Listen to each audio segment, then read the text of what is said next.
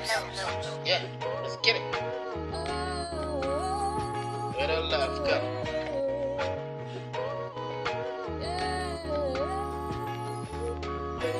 Yeah.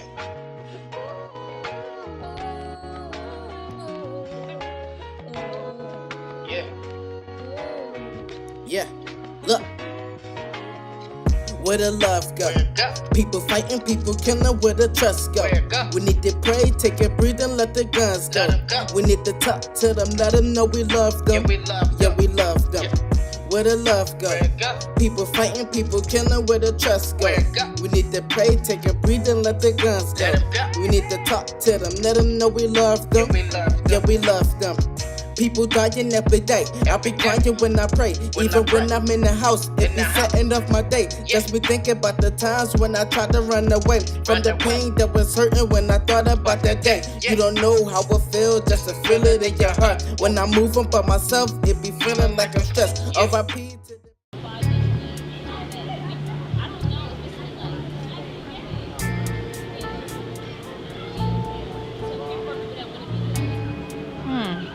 Kind of a hard question. I've kind of tapped myself out a little bit. Let me see. I can say anybody. Well,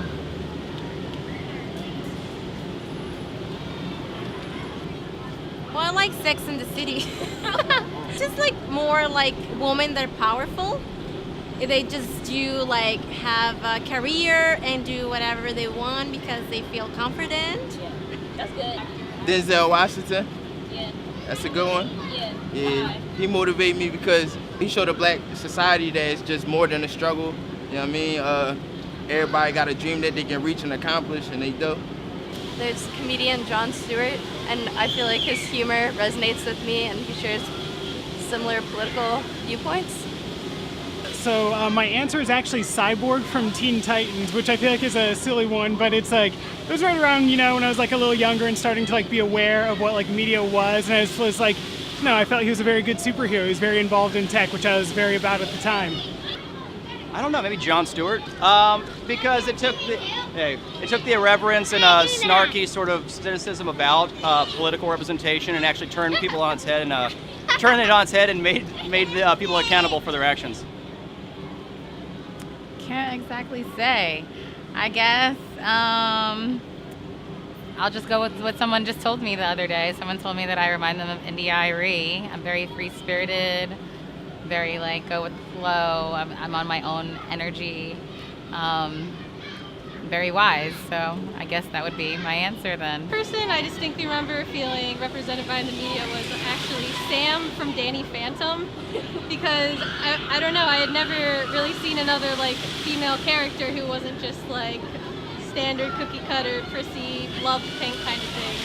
And I don't know, I just remembered really getting a kick out of her. Love that connection. Yeah, that scene, suburban angst. Yeah. say heavy footage more than anything, and major emotions.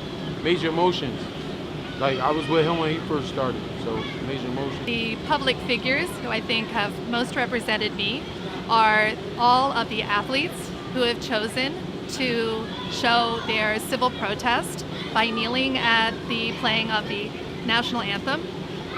They represent what I feel needs to be protected by our democracy and our Constitution, and I would thank them for representing me and what I would choose to do if I wanted to protest. I could say Meek Mills. Why? Cause I mean he's a motivator. He's a good role model. You know what I mean, and he inspired me. Say George Clooney. People are always mistaking me for George Clooney, though I'd have to say he's probably looks like my uglier younger brother. But yeah. Okay.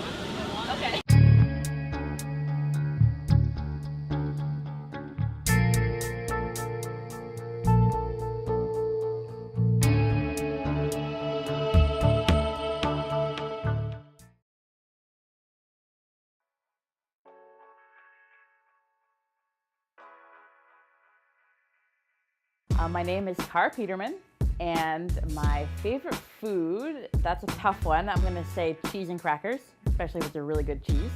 And my zodiac symbol is Virgo. My name is Marissa. My favorite fruit is mango, and my zodiac sign is Leo. Hi, I'm Sam. My favorite food is sushi, and I have no idea what my zodiac sign is. My name is Kimberly St. Julian Barnon. My favorite food is chips and queso. My zodiac sign is Sagittarius. I'm Nelbon Jensen.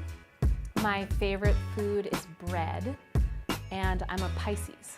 So I collect obscure cookbooks, and one thing I like about them is sometimes they're so obscure that I literally cannot find the ingredients anywhere. I was born and raised in Jamaica, so I strongly identify as a Jamaican. But I also have lived in the US longer than I've lived in Jamaica, so I'm also an American. So I'm part of an organization called Extend, which brings young American visitors to Israel-Palestine to have an open, diverse, dynamic educational experience. I practice self-care by doing yoga in the mornings, I do Pilates in the evenings, I play a lot of Pokemon Go with my husband, and I walk my dogs. I wrote something about paying attention to the moments that don't sit well in your gut, and that those moments are just as important as the ones that feel good to figuring out what your values are and what's important to you. I thought when I was younger that I had to pick one or the other, and really your identity is however you want to make it. You know, there's so many different things that have shaped me as an individual, as a daughter, as a woman of color, and all of those are part of who I am. So too often when young people visit Israel-Palestine, they're meeting only with one community who lives there. But on Extend programs, they're meeting with Israeli and Palestinian leaders in civil society, politics, business, the arts, journalism, everything you could think of. And they're spending time in Christian communities, Muslim communities, Jewish communities. So it's about creating a diverse and open experience for young American leaders. The value of inclusivity and accessibility is really important to me in my work. So I think the moments where we actually feel like something's not lining up or something's not feeling good can tell us a lot about what we care about.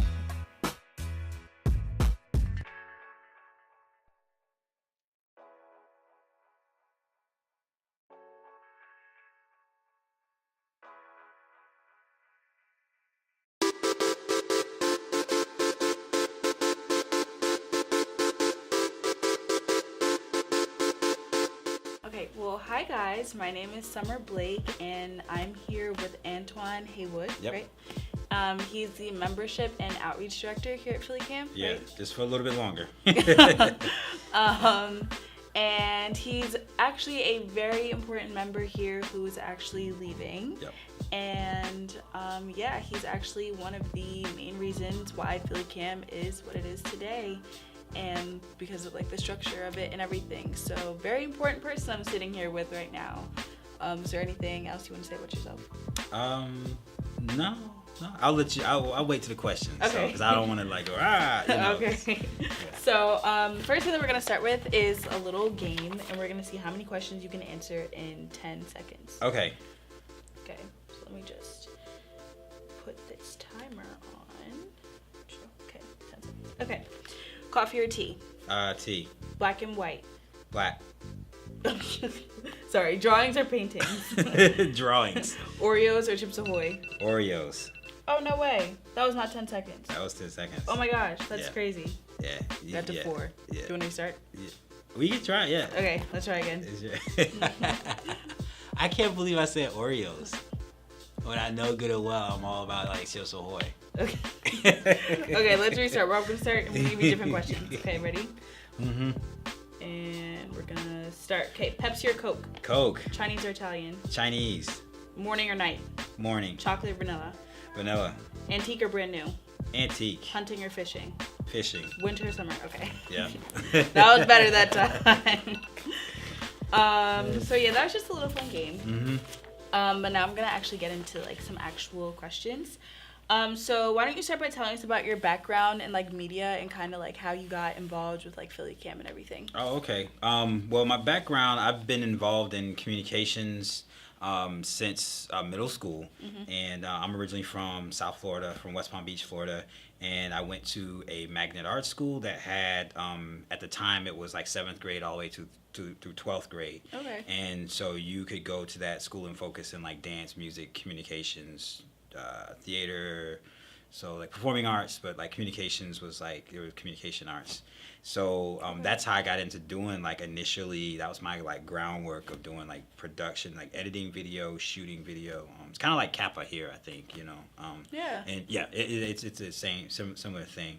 So, but I, you know, after that, when I went to college, I went to Morehouse in Atlanta. They didn't have any like video production, but I majored in English. And I took some classes at Clark Atlanta that were like in TV studio production, so I kept it going. But I got into doing this work of public access TV and community media like right after Morehouse. And so when I graduated, I was working at the Atlanta History Center in this fellowship program, and I was looking for a way to still do media work, you know, like to get back to doing like production, because that's like that was like my thing. Even though I was starting this, like getting involved, like learning about nonprofits and everything straight out of college. At that fellowship, I met like the director of Atlanta's public access TV station, and she was like, "You're young and talented, and you know a little bit about media, and why don't you come and like volunteer?" And so lo and behold, I started off as a youth volunteer.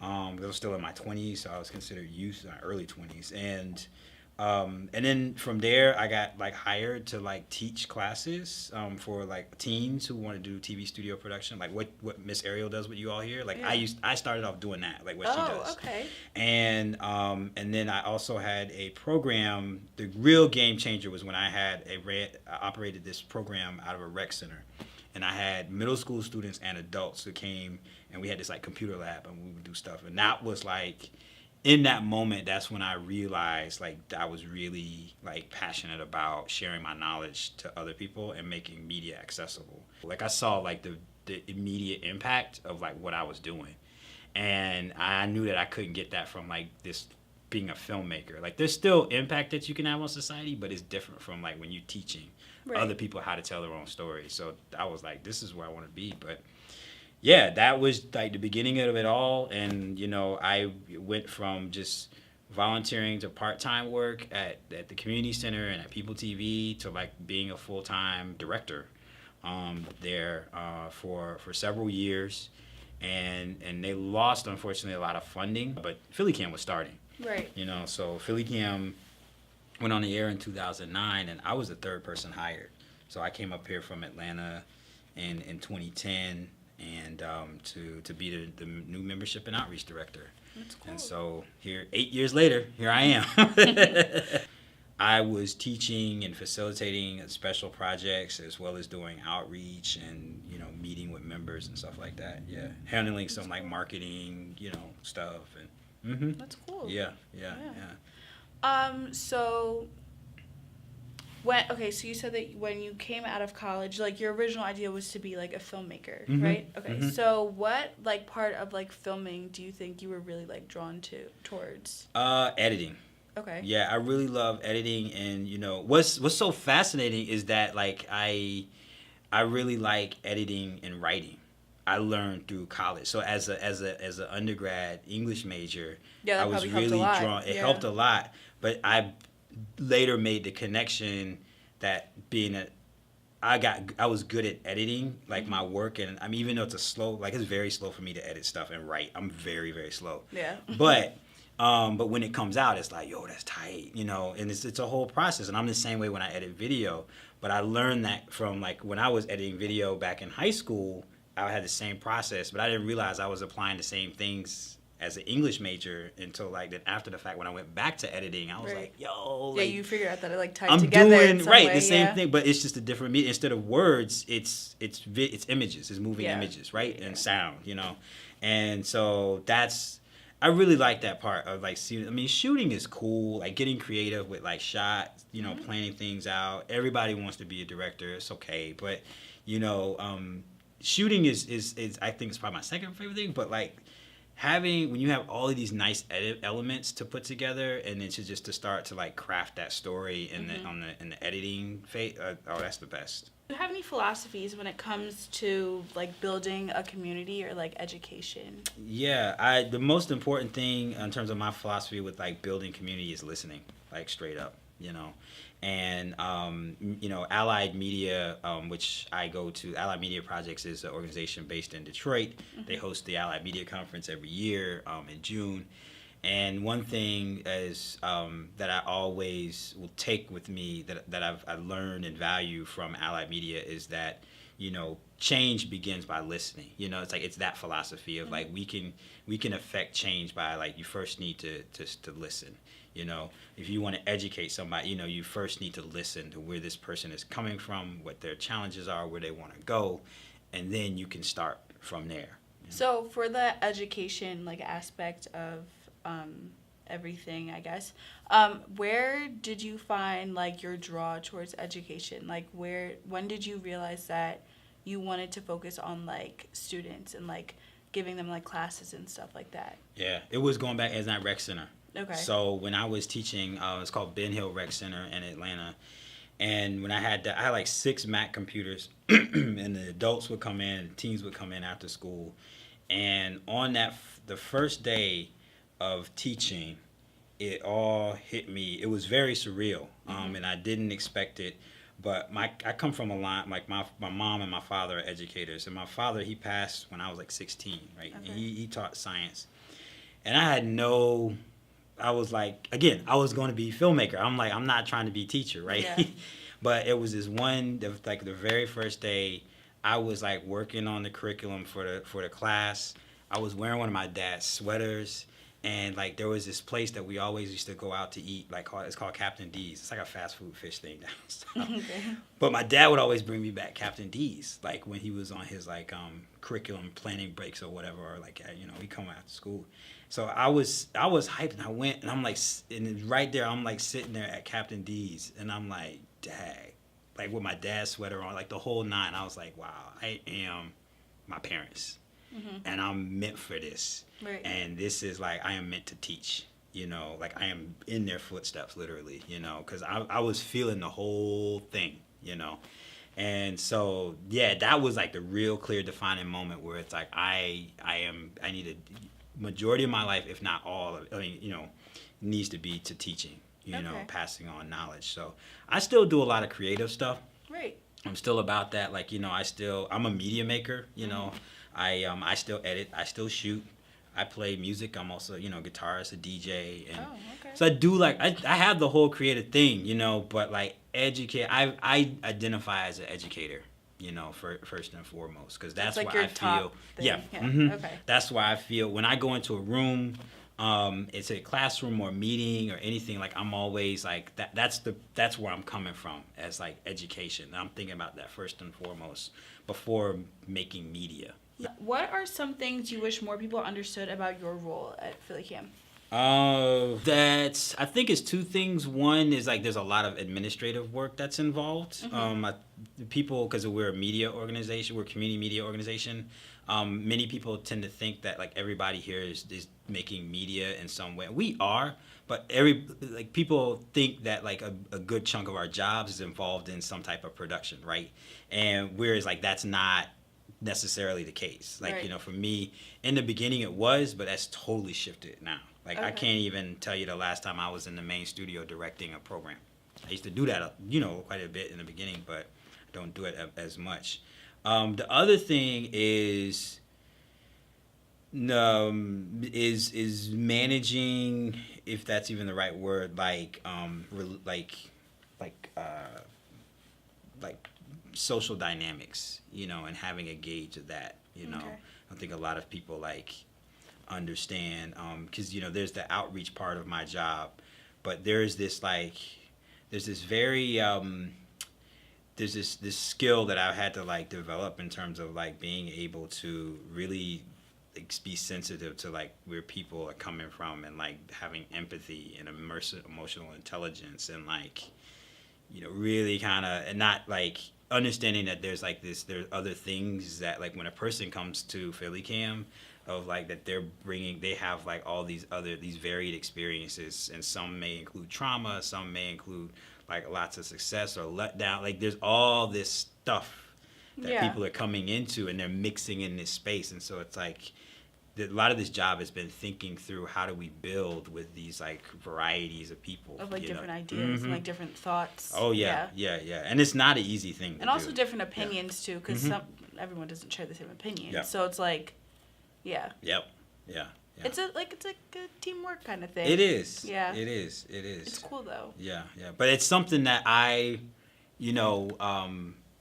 coming into these positions, and even like, all of the, some of my earlier like, leadership programs that I went through, it's unique to this work, to this environment, that they didn't quite like address. And so you've had to, there's a lot of like transposing I've had to do from like, oh, I took this class on like leadership 101 or whatever it is, but then it's like I've had to transpose some of those principles or concepts to like here, you know, which is completely unique. Yeah. Okay. Your plans on like future work that you're going to be doing, and like future projects and stuff? Yeah, so the next 5 years I'll be working on my PhD at the University of Pennsylvania. Okay, cool. So the Annenberg School for Communications. And I'll primarily be studying media activism in Philadelphia, and really looking at interrogating like the social impact, if you will, of like participatory media making. One of the things that I've learned throughout like the 16 years that I've been doing this work is that we still don't have good documentation and tools for measuring like the ripple effects of what we do. Okay. So when you all come in here to make media, and you're doing this on this regular basis, and you're building community, you're connecting with peers, you're learning new things, like what does that mean like socially and culturally? Like what does that mean for society? Like, so this place, Philly Cam, like what are the ripple effects, And how kind can of like we, what's the impact? The impact, yeah. Okay. And how do we measure that, right? Right. So how do we measure the change that occurs to you psychologically? Like your confidence, like how do we measure that? And then how do we measure like those changes that happen in you? How's that changing other people in the community? Okay. You see what I'm saying? Because you take things out of here, even if you in a good mood, you vibing, you like, I got something done today. Yeah. You're gonna pass that along to somebody else. But the cause of that was you coming into this space and whatever the magic that was happening in here. So how does that impact the people outside? If Yeah. So the impact that it made on the people that were already inside, and then they leave, how did that impact the people that were already outside? Yeah. That's interesting. So that's what I'm hoping to study. So I don't have a dissertation title or anything like that. Shouldn't, but because I got to go through coursework and everything. Right. But so yeah, I'll still be around Philly Cam volunteering and supporting as a member, and I definitely want to keep. I've developed a lot of relationships with community groups and things that I want to keep going, and in individuals here, too. So there's like a wealth of like case studies that are just that exist in Philly Cam just in itself. Then when you go to Philadelphia, it's like it's crazy. Yeah. In terms of things to study, in terms of like media activism, like work, so this the people who are participating and like this in these non-professional ways to make media. That are driven, that are motivated by like this need to get a story out, to tell their story. Like there's a lot of that's happening here. So in your opinion, what are the biggest challenges that community media centers face today? One is sustainability. Okay. Yeah. So it's sustainability in terms of like the social capital. So the people who are in this space, like keeping the community thriving and growing, like the people who are in here every day and who are engaged in this, and because people come and go, and it's one thing that I've learned is you got folks who'll come in here and they're like making a lot of stuff like, and then they're like life happens and they go, and then other people come in, but it's like it's keeping the space sustainable and welcome in a way that like people will continue to be here, and then it's sustainability in terms of just like funding, we have a single funding source, which comes from cable subscribers. You know, Okay. we have funding that comes from our classes and from grants and, you know, production services that we do. We get hired to do production work.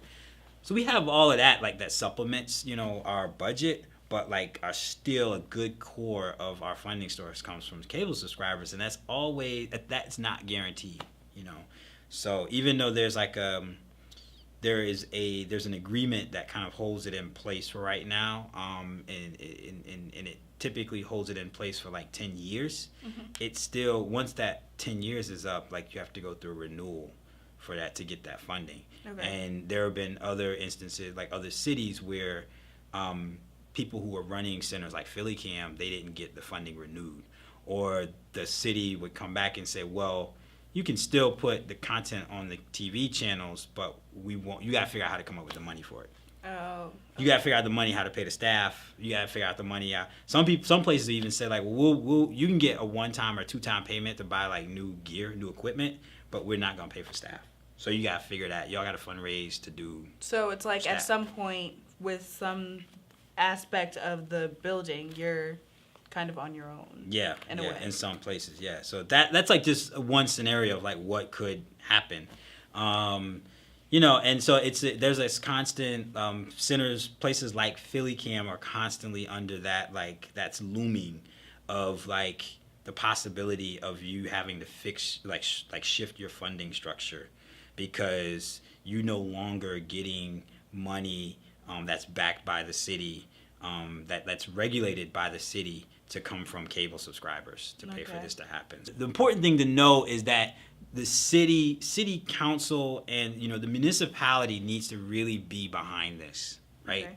And because that's really how we sustain ourselves. And the municipality has to say to Comcast, listen, we really want this resource for our community. We need to figure out a way how to make this happen. Right. I would like to see Philly Cam continue to build on the activities that it just has for its members, you know, the community, for like those connections to be made, you know, in a casual settings, you know. Yeah. So, you know, we have structured things, activities, like we have the Cameo Awards now, which is great. It's like the annual awards program. You know, we have the member meeting that happens every year. But then stuff like just a barbecue, or stuff like, you know, happy hour, networking things like afterward. And it's just, there's social events, you know, Yeah. casual social Not about events. work. Yeah. It's not about work. Like, Just that's being a community, just like mhm. being together. Yep, yeah. Because I think that's the stuff, like, where you build trust, you build relationships, you know who's who. And so when people are faced with challenges, these can be internal challenges, or these can be external challenges. Is like, we have relationships, right? We've got relationships out in the community, and we got relationships internally.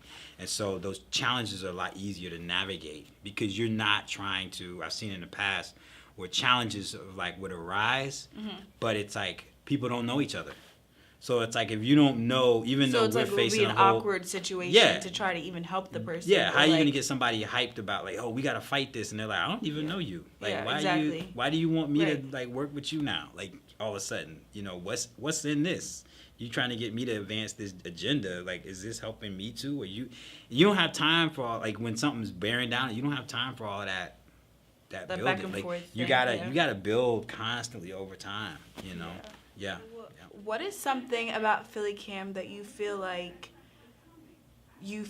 really close to, and that you like never want to let go of? Gee. It's definitely like the relationships with like some of like our active members, you know, folks that come in here on a regular basis.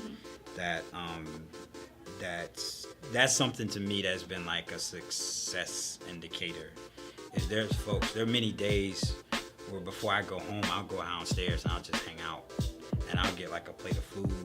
I'll get like, and I'll just chat, and it's just like, I just getting good vibes off of like those people who come by, and they just show love, you know, and they just like, and they tell us every time that we see it, they're like, you know, we're so grateful for you being here, and thank you for what you do, and we just love Philly Cam, you know.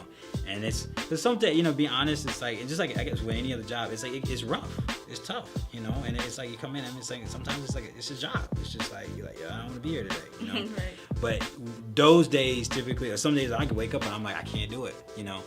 But then those are the days when you come in and then you get like so much love from like members here. And Like I've gotten, and it just makes my day. And you just what right, you said. Right, Yeah. right.